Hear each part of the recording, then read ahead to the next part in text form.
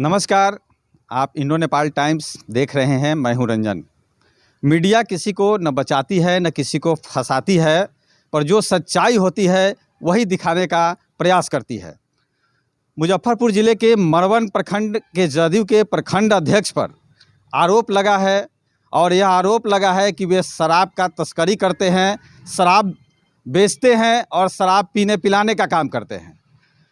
आरोप लगने के बाद क्या उनकी प्रतिक्रिया है और यही सच्चाई हम दिखाने के लिए पहुँचे हैं इनके पास और हम जानना चाहते हैं कि पूरा मामला क्या है। सबसे पहले आपको हम अपने चैनल में स्वागत करते हैं। बहुत बहुत धन्यवाद। आप पर आरोप लगा है कि आप शराब तस्करी का काम करते हैं और शराब बेचते हैं, शराब पीने पिलाने का काम करते हैं। तो इसमें पर्यवेक्षण रिपोर्ट में भी मामला सत्य बताया गया है। क्या आप पर इस पर आपकी क्या प्रतिक्रिया होगी? पर्यवेक्षण रिपोर्ट के बारे में नहीं जानकारी है और जैसे ही हमको पता चला हमने अपने पद से इस्तीफ़ा देके और आशा देवी को प्रखंड अध्यक्ष बना दिया है। जब से पता चला उससे पहले से ही। कब आपने पद से इस्तीफ़ा दे दिया है? पिछले 20 तारीख को ही हम दे चुके हैं। हमको जब पता चला कि ऐसा हम पे हो गया, चूँकि हमको पहले पता ही नहीं था कि ऐसा कोई बात है, इसलिए अब जैसे ही हमको सूचना मिली स्थानीय चौकीदार के माध्यम से हम सबसे पहले माननीय मुख्यमंत्री जी के आदर्श को मानते हुए हमने पद से इस्तीफ़ा दिया और दूसरे को हम प्रखंड के प्रभारी प्रखंड अध्यक्ष बनाया।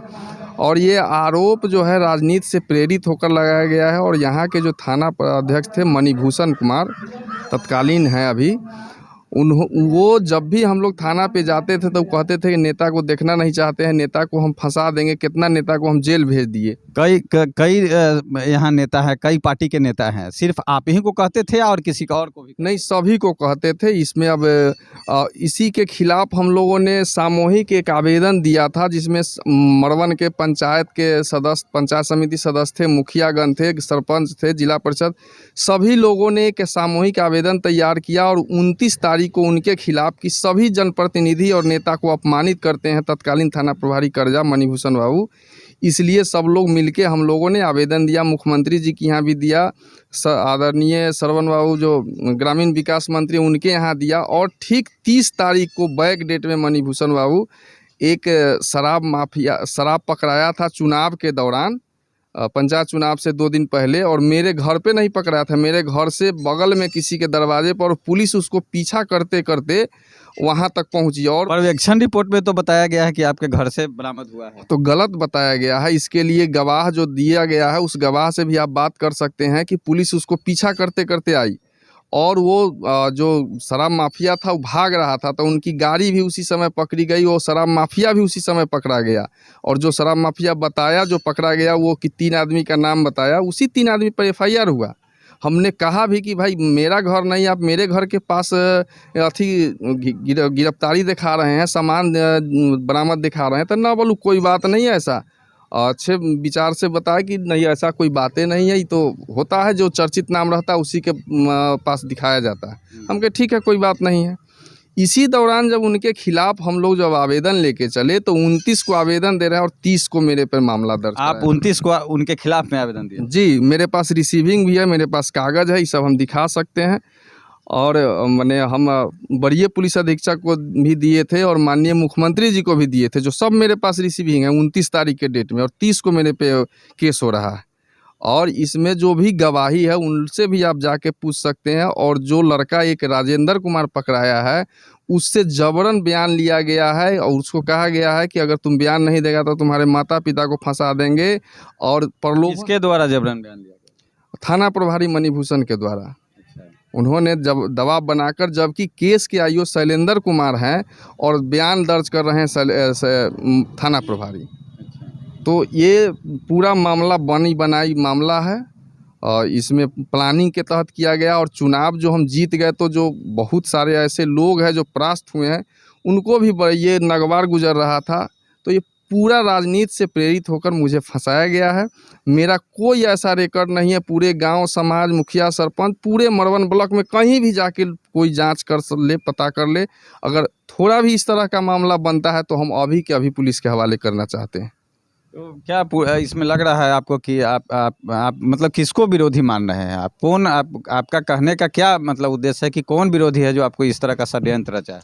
इसमें मूल रूप से तो हम मान रहे हैं जो अभी तत्कालीन थाना अध्यक्ष मणिभूषण बाबू थे, उनके खिलाफ हम गए तो उनको लगा कि हमारा ये विरोधी है, हम पर मौका मिल गया, हमको केस में फंसा दिए।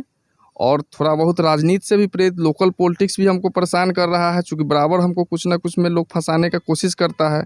और इस बात का गवाही अरुण कुशवाहा है, धनंजय शर्मा है, फौजी बिमल जी हैं, जो थाना प्रभारी बराबर बोलते थे कि फंसा देंगे। कितना नेता को हम फंसा दिए, कभी भी पूछ सकते हैं। अब क्या मांग करेंगे प्रशासन से इस मुद्दे को लेकर? मांग करते हैं कि इसमें पुनः जांच किया जाए और जिन लोगों को गवाही बनाया गया है, जिन लोगों के नाम से ये केस डायरी बनाया गया है, एंट्री किया गया है, उन लोगों का बयान लिया जाए और पब्लिक के सामने लिया जाए, मीडिया के सामने लिया जाए। अगर वो मेरे खिलाफ बोलता है तो हम दोषी मानेंगे, अगर नहीं खिलाफ बोलता है तो हमको विश्वास है कि एसएसपी साहब इसमें जांच प्रतिवेदन निकालेंगे तो हमको मदद मिलेगा। और हम दूर दूर से इससे कहीं संलिप्त नहीं हैं, ना कभी भविष्य में ऐसा कभी सोचे थे, ना ऐसा है कुछ। तो आप अभी सुन रहे थे प्रमोद जी थे मरवन के जदयू के प्रखंड अध्यक्ष, जिनका कहना स्पष्ट तौर पर कहना है कि इसमें राजनीतिक साजिश के तहत इन्हें फंसाया गया है।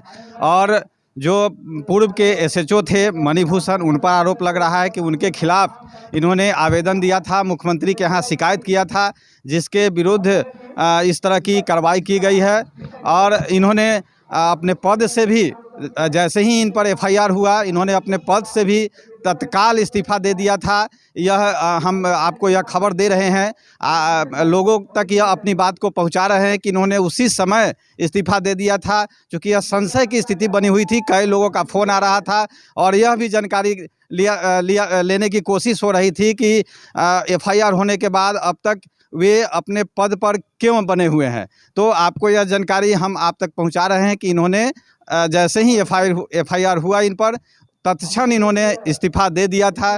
तो अब आगे अब क्या होगा, आने वाला वक्त ही बताएगा। तब तक के लिए इजाज़त चाहते